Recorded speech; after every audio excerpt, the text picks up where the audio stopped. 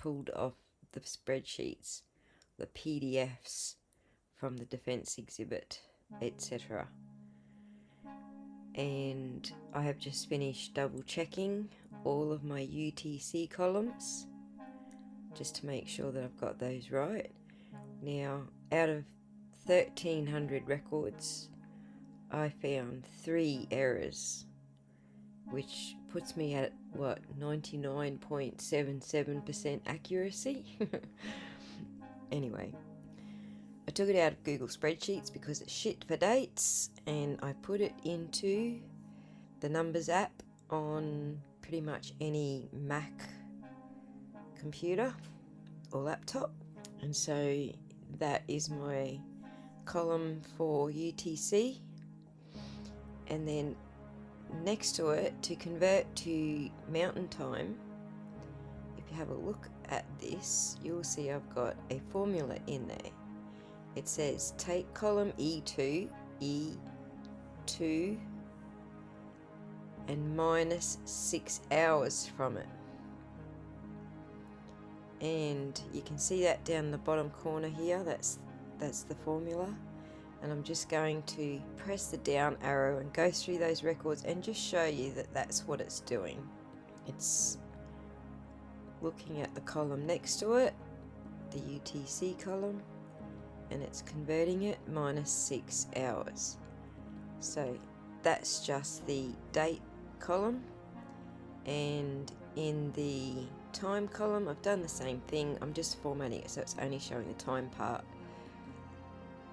Exactly the same thing. Get the UTC column and grab the time portion out of that, but it's still minusing 6 hours. So basically that column is just formatted to show me only the time part.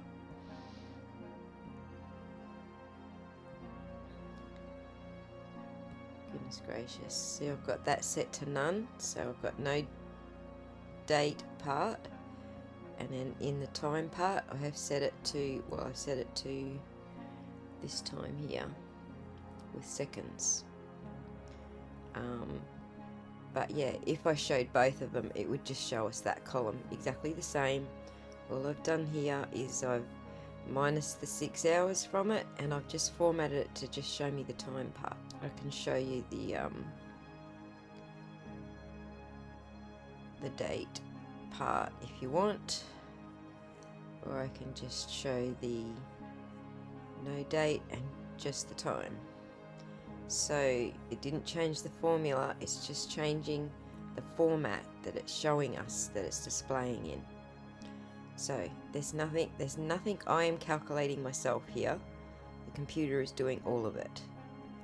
Unless this UTC column is wrong. As I said, I've got a pretty good accuracy rate with the UTC column, but find more than one mistake in 100 lines and I'll stand corrected on the 99.7% accuracy. Anyway, there's a couple of things that jump out. The first thing is I wanted to see what Barry's normal work day is like. So I put everything, all of the data together into a spreadsheet. I do have it separated. I've got all the Bobcat data all separated. I've got the vehicle and the phone all separated. But in this case, I'm just narrowing it down to, I kept the longitude and the latitude because the address lookups weren't totally accurate. That was a script that I wrote on Google, but I'm keeping those just because it was a Google script. It's got to be a lot more accurate than someone's eye who isn't from Salida. Anyway,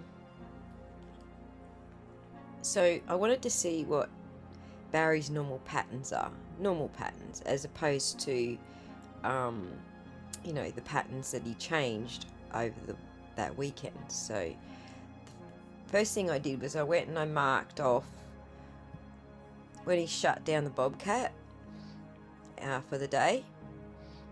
And so this time lapsed is basically asking for the minutes or hours or seconds between here and here. So the great thing about Pages app, unlike Google Sheets, is if I just say E51, which is that row there, E51 minus this time, it will give us, the time that elapsed between this activity and the next activity. So we know that 4 hours and 39 seconds because the computer tells us, not because I did it.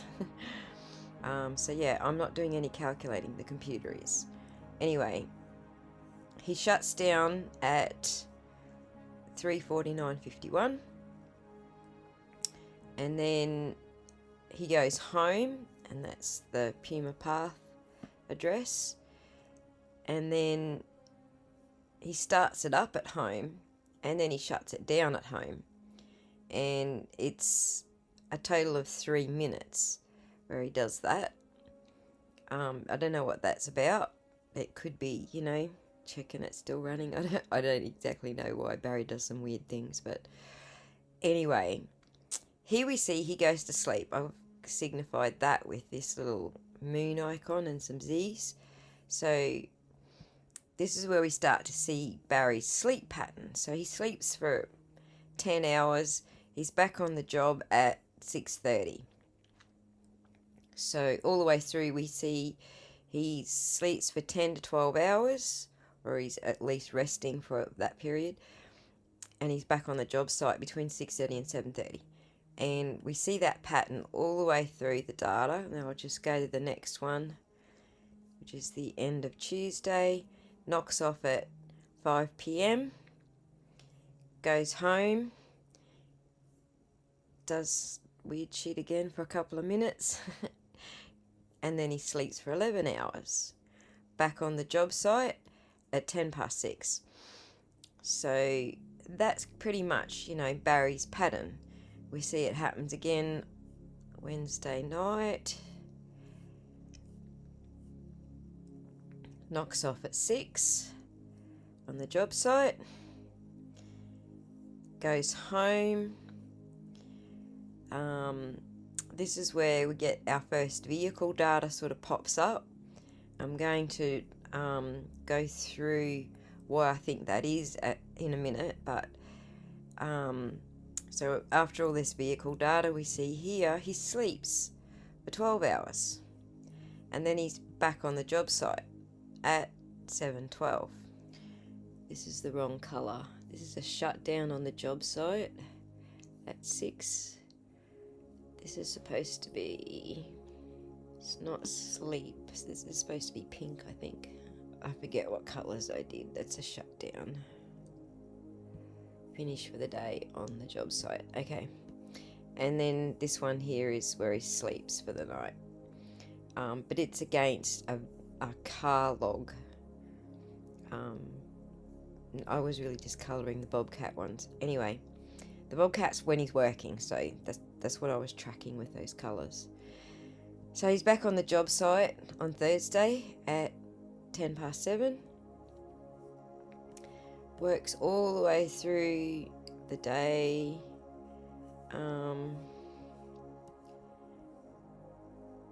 Until he shuts down again. I got mixed up with my colours here, didn't I?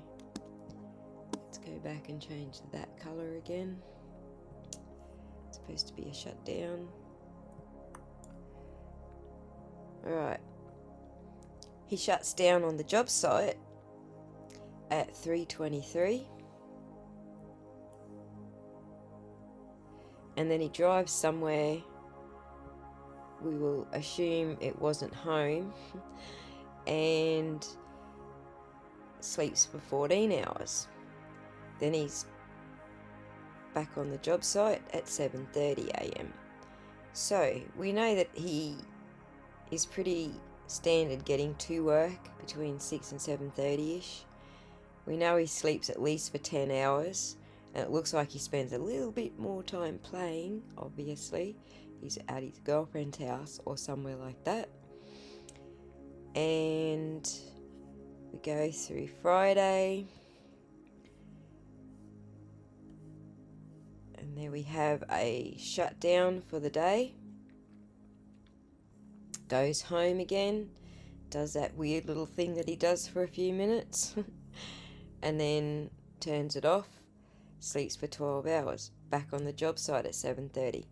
So we have an established pattern for his work days. But it changes on Saturday. Things go weird on Saturday. But before we get to Saturday, I'm going to point out some other things. Okay, on the vehicle and the phone data, again, here's my, B7 minus 6 hours formula. B7 minus 6 hours, just so you know that I didn't do any calculating here. That's when we start for the month of May. But prior to that, there are some vehicle readings. Now, they might not make sense to anyone else, but I think what's happening here, we have an odometer reading for 2018. I don't think that that's any typos or anything weird going on. What I think they were doing was they were grabbing his odometer reading for that month, and then they grab his odometer reading for this month here, and they go, well, in that year between these two dates, he did 43,000 Ks. And then they pick the next year, which is March, not quite a year later, and he's done another 40,000 Ks. He's already clocked up by March, that reading there, he's already clocked up 40,000. Whereas in the previous year, it took him a whole year to clock up that 40,000. So basically, I think what they're doing here is they're just saying, here's some previous data so we know what his usual patterns are, his usual driving patterns are. And that takes into account, working and stuff like that. I'm not sure of the dates that they actually moved into Puma Path from Idaho, but they're just showing a pattern there. But what it also demonstrates is that they actually do have a ton more data. They didn't just pull that one record off the entire data set out of the car. They actually got a full spreadsheet with all this data on it. They're just showing the judge what the judge needs to see and removing everything else. And that's the premise that I have made all the way through. So, the days of interest go from Wednesday the 6th all the way through to, what he was up to for the days afterwards, up to the 15th of May. And not having any data prior to the 6th just basically means those were the days that they were interested in showing for whatever reason. If it's the defense exhibit, they're going to show it because they want to make, certain points. If it's the prosecution's exhibit, then they want to make certain points. So there's also a case where the prosecution's not going to show their hand with some data. And I'm going to jump to that now in the Bobcat data. And so with the Bobcat data, when I transferred it over to this spreadsheet here, where I've got icons and everything, I actually dropped out idle start, idle end, and a couple of other things that we didn't need. I just kept position and start up and shut down, basically. Because otherwise we end up with way too many records. Like you end up with, just on the Bobcat alone, you end up with over 1,300 records. So I've dropped that back to quite a few less. But the data I wanted to point out here is this one right here. When I originally saw this was the activity actually said in the spreadsheet other, and the address shows us this Rex Circuit Salida, and there's also some camera snaps that show what he's doing there. I originally thought maybe he has turned off the GPS. However, maybe the prosecution has something up their sleeve for when it comes time to prosecute, and they didn't need to show the judge this particular part. Or he did disable the GPS, because we don't get any more Bobcat data after this.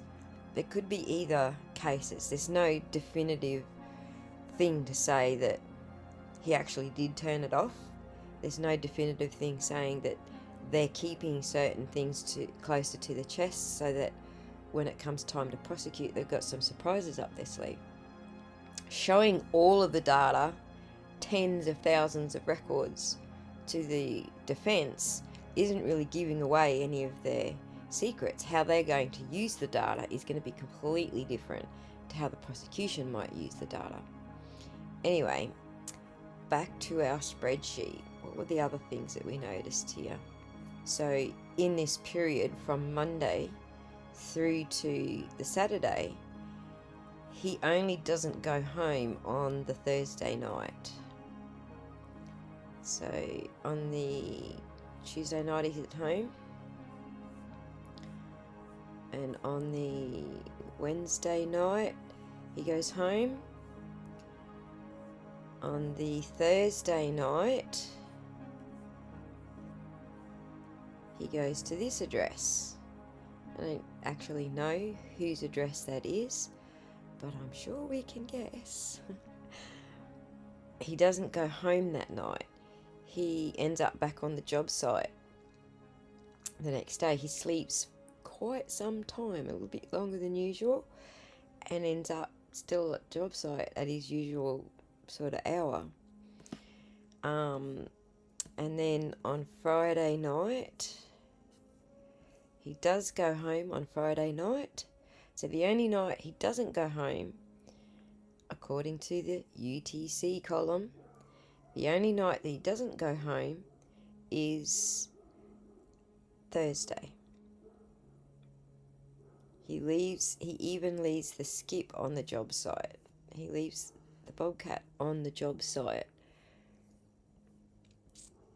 So the Bobcat shuts down, it's at this job site. When he starts work the next day, it's still at this job site.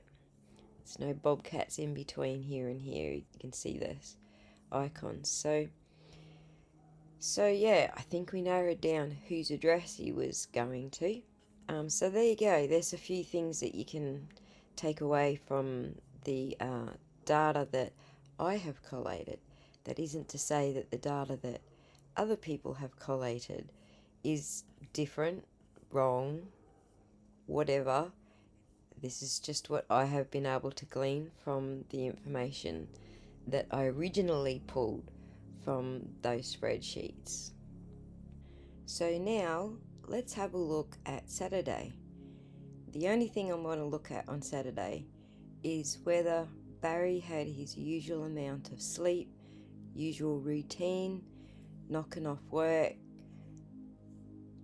sleeping for 10 to 12 hours, back at work at 7:30. And so this is the Saturday data. Let's have a look when he slept. There's a 2-hour period at 11, a nearly 2.5 hour period at 11 a.m. where he's off radar. Whether that's because he has disabled everything, Bobcat, GPS, phone, the whole works, don't know. But I find this one to be an interesting change because he's never spent any more time than an hour, 15 minutes to an hour at lunch. I'll go back and show you the lunch hours in a second. I'll do that now. The lunch hours. Let's go back to lunch hours, all the way to the top. The data starts, I presume, after lunch on Monday.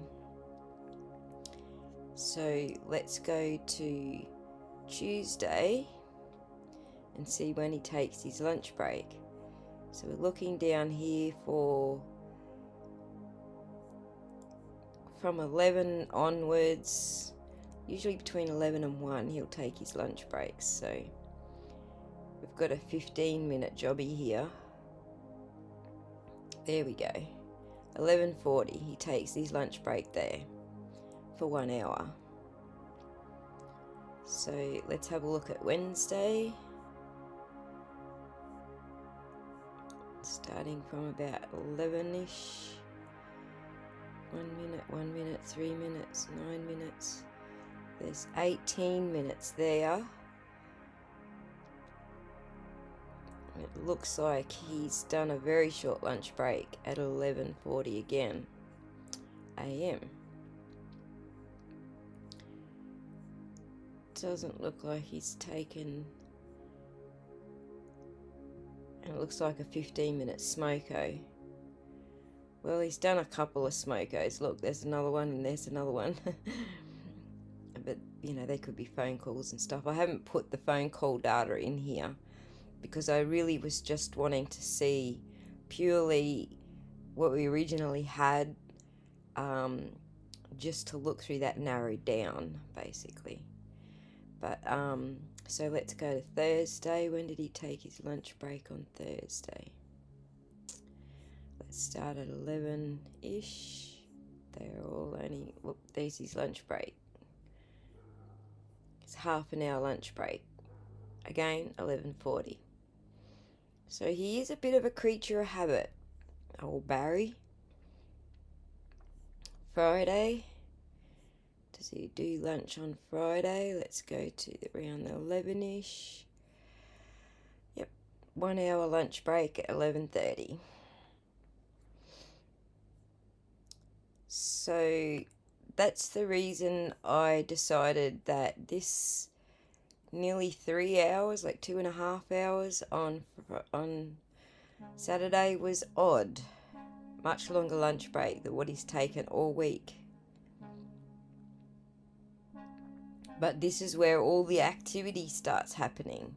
From this point onwards, we have him, first of all, you know, dropping off the radar before the bobcat starts back up again. And 20 minutes before he ends up at Rec Circuit, which is where we get the last location for the GPS on the bobcat while he's here in Rec Circuit.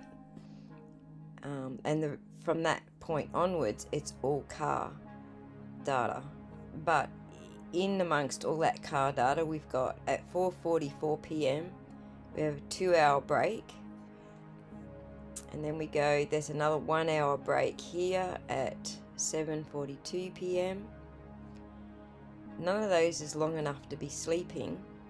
15 minutes break here. The next break that looks like he could possibly have slept is this 5-hour break here.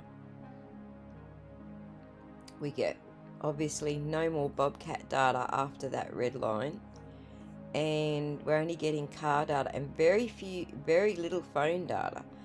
I know there's phone calls that he's made and stuff like that, but the phone data side of things that the defence provided is what we're looking at here, and there's bugger all of it.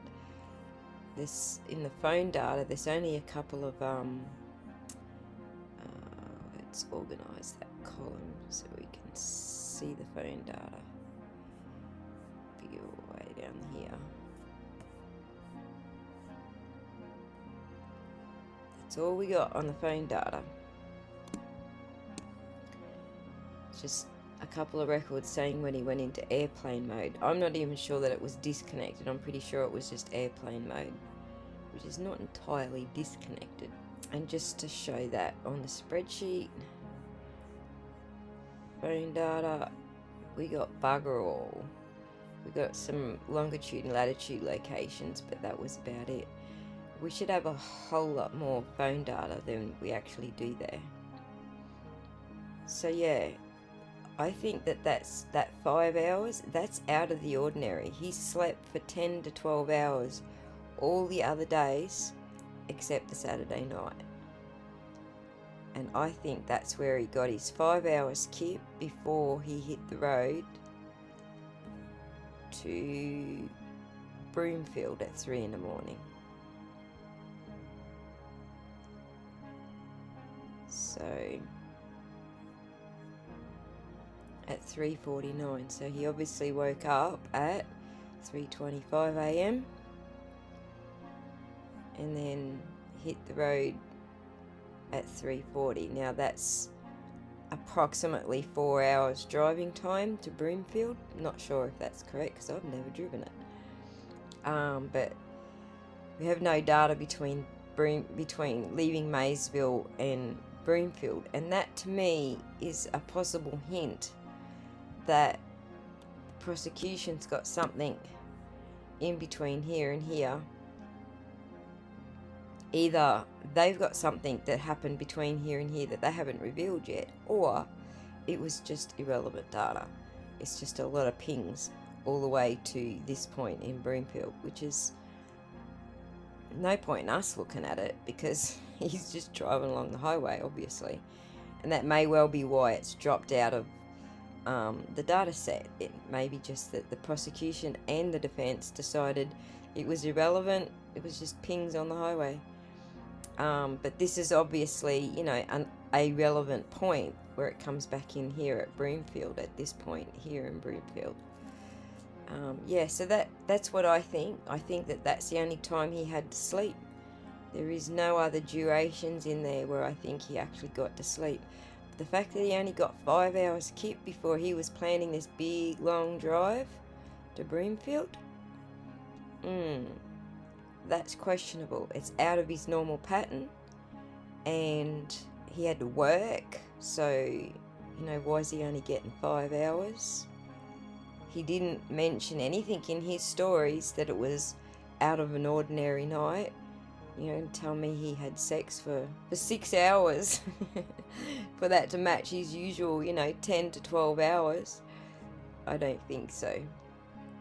But anyway, that was the only thing that he said about that particular night, was that they had sex as normal. But anyway, that's what I wanted to point out. Why I was looking at what his normal pattern is and why that was not a normal pattern. So there you go. I will probably map some of this out a little bit better when it comes to the video, when I talk about this particular topic. But yeah, so this is the deep dive, and I'll refer back to this video when I'm doing the story, because I don't really want to go into this detail on Barry. I want the story to remain about Suzanne. You can come back to this little deep dive when we get to that point in the story if you want to.